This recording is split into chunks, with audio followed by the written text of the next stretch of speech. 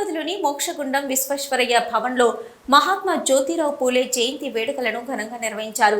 ముఖ్య అతిథిగా పాల్గొన్న మంత్రి పొన్నం ప్రభాకర్ పూలే విగ్రహానికి పూలమాల వేసి నివాళులర్పించారు. అనంతరం మంత్రి పొన్నం ప్రభాకర్ మాట్లాడుతూ బడుగు బలహీన వర్గాలు జ్యోతిబా పూలేను దేవుడిగా పూజించాలని అన్నారు.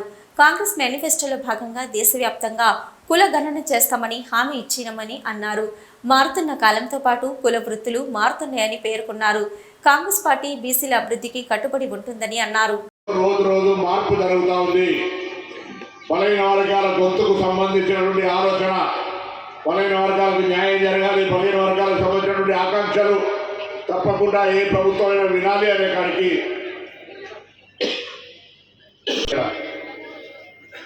ఇలా పాలు తెల్లగానే ఉంటాయి, నీళ్ళు కూడా తెల్లగానే ఉంటాయి. కానీ పాల తలుపు వేరు, నీళ్ళ తలుపు వేరు. ఇలా నేనేం వేదిక మీద రాజకీయ ప్రసంగం కాదు, వాస్తవం చెప్పే ప్రయత్నం చేస్తా. కాంగ్రెస్ పార్టీ నాయకత్వం రాహుల్ గాంధీ గారు పాంచ్ న్యాయ పేరు మీద పెడితే అందులో ఒకటి బలహీన వర్గాలకు సంబంధించి దేశవ్యాప్తంగా కులగణన సర్వే పెట్టిండ్రు.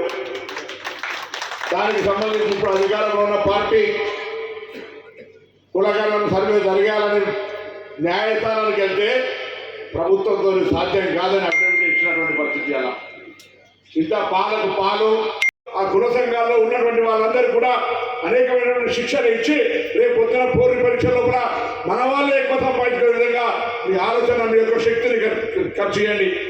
కొందరికి బుద్ధి బలం ఇస్తాడు, కొందరికి సమయాన్ని ఇస్తాడు, కొందరికి ధన బలం ఇస్తాడు. బుద్ధి ఉన్నవాడు బుద్ధి ఇవ్వండి, ధనం ఉన్నవాడు ధనం ఇవ్వండి, సమయం ఇచ్చేవాడు సమయం ఇవ్వండి. మూడు తీసుకొని జేబులు పెట్టుకొని సంఘాన్ని పనికి రాకుండా పోతే ఎవరు కూడా ఇలా జ్యోతిబా పూలే అలా నాకెందుకు లేనుకుంటే ఇలా మనం ఇలా ఇక్కడ దండలేసేటువంటి వాళ్ళం కాదు. మీరు కూడా ఇక్కడ నుండి వచ్చిన వాళ్ళు చాలా మంది, వేల కోట్ల మంది పుడుతూ ఉన్నారు, జీవించి నశిస్తూ ఉంటారు. కానీ చరిత్రలో ఒక పేరు ఉండాలి.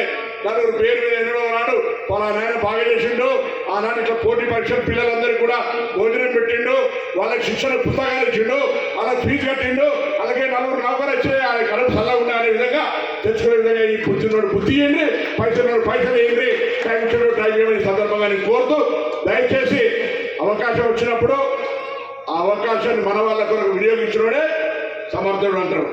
కాబట్టి తప్పకుండా నేను మీకు ఈ సందర్భంగా విశ్వాసం ఇస్తా ఉన్నా. జ్యోతిబా పూలే ఆశయాలకు అనుగుణంగా 1986లో ఆనాడు మురళీధర కమిషన్ ఉద్యోగులు పుట్టిన బిడ్డగా భవిష్యత్తులో బలహీన వర్గాలకు సంబంధించినటువంటి ఒక ఆకాంక్షతోటి ముందుకు పోతాం. మా పార్టీ విధానం కూడా అదే కాబట్టి నాకు ఇక్కడ ఇబ్బంది ఉండదు. నాయకత్వం వేరే చెప్తుంది.